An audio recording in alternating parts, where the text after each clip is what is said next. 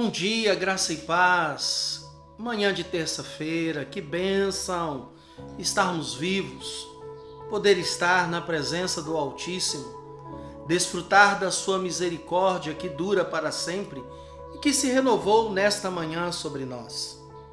A Igreja Presbiteriana Floresta, através do programa Amanhecer com Deus, leva para você um momento devocional, um momento de uma breve reflexão na palavra do Senhor para que ela produza conhecimento e assim, pela palavra de Deus, você possa estar cada dia mais íntimo do Senhor.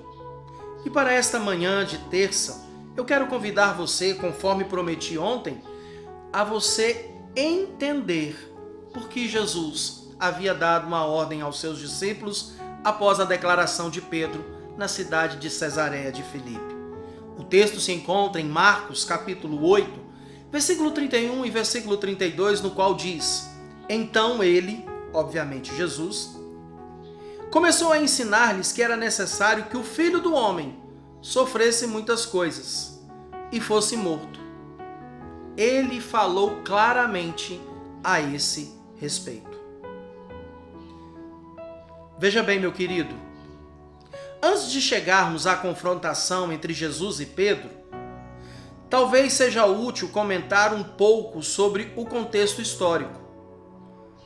Por mais de 700 anos, Israel havia sido oprimido por sucessivos impérios. Império Assírio, Império Babilônico, Império Persa, Império Grego, Império Romano. Exceto por um breve período revigorante sobre o comando dos Macabeus. Na virada do primeiro século, surgiu um grande número de movimentos apocalípticos, cujos líderes faziam promessas mirabolantes. Yahvé iria intervir através do Messias, diziam eles. Os inimigos de Israel seriam destruídos em um conflito violento e sangrento. E a era messiânica de paz e liberdade se estabeleceria. A própria Galileia era um viveiro dessas expectativas, e alguns estavam concentrando suas esperanças em Jesus de Nazaré. Desse modo, João registra que, sabendo Jesus que pretendiam proclamá-lo rei à força, retirou-se novamente sozinho para o monte. A gente encontra isso no Evangelho de João, capítulo 6, versículo 15. Jesus, contudo, não tinha vindo para ser nenhum tipo de Messias militar. Daí a ordem para que nada dissessem. Agora, no entanto, uma vez que Pedro havia confessado Jesus como Messias, os discípulos deveriam estar prontos para saber sobre os seus sofrimentos. Jesus, então, começou a ensinar-lhes que era necessário que o Filho do Homem sofresse muitas coisas e que fosse morto. Além disso, Jesus falou sobre este tema de maneira clara e transparente. Não havia necessidade de silêncio. Pedro escutou, aterrorizado, e depois explodiu. Nunca, Senhor! Isso nunca acontecerá! Mateus, capítulo 16, verso 22, mostra esse temperamento impetuoso de Pedro.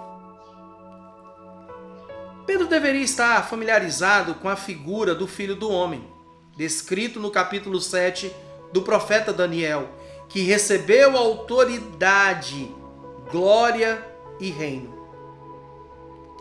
De modo que todas as nações o adoravam. Como então poderia o Filho do Homem sofrer? Tratava-se de uma contradição. Olha que coisa interessante. Pedro, então, ele foi atrevido o suficiente para repreender Jesus, e este agora repreende Pedro. Para trás de mim, Satanás. Mateus capítulo 16, verso 23. O mesmo Pedro que havia recebido uma revelação divina, tornava-se agora um objeto do engano do diabo. Ainda hoje, meu querido, preste bem atenção no que eu quero lhe dizer. Ainda hoje, a voz de Pedro, às vezes, se sobrepõe à de Cristo. Pois, como Pedro, muitas pessoas negam a necessidade da cruz. A cruz ainda é uma pedra de tropeço para o orgulho humano. E eu lhe digo nesta manhã, quer seguir a Jesus? Quer desfrutar da exaltação de Cristo? Quer receber a recompensa para a sua vida? Tome a sua cruz e siga Jesus. Só há exaltação quando se passa pelo vale da humilhação. Eu e você necessitamos da nossa cruz. Apesar de não sermos levados ao madeiro, mas cada um de nós precisa olhar para a necessidade que temos de enfrentar o sofrimento, para que este evangelho seja levado a toda criatura. Pense nisso, que nesta manhã de terça você possa perceber a necessidade da sua cruz. Um bom dia, que Deus te abençoe, em nome de Jesus Cristo. Shalom Adonai.